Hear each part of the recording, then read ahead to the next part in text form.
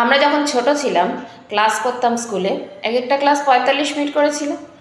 এই 45 মিনিটের মধ্যে ম্যাডাম আসতে যদি 5-7 মিনিট লেটও হতো, বাকি 40 মিনিট কিন্তু আমরা মনোযোগ সহকারে পড়াশোনা শুনতাম। ইদানিং বাচ্চারা 10 মিনিটও মনটাকে ধরে রাখতে পারছে না।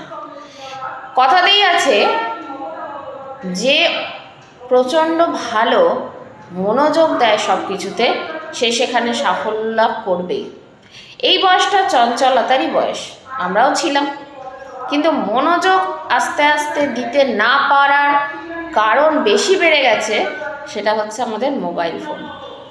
এই একটুখানি মোবাইলটা দেখে নিই, একটু দেখে নিই কি মেসেজ এসছে, এইটা কিন্তু এই পড়াশোনার ফাঁকে বা যে কোনো কাজের ফাঁকে কেউ যদি করে, সেটা বড় আমরা যারা তারাও যদি করি, তাহলেই কিন্তু এই চঞ্চলতা মাঝখানে ঢুকে গেল।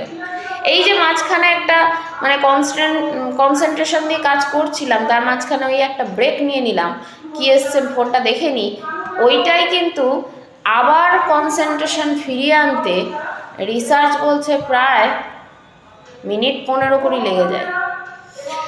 তার ফলে আমরা কনসেন্ট্রেশন দিতে পারছি না যে কোনো কাজে, কি ছোট কি বড়।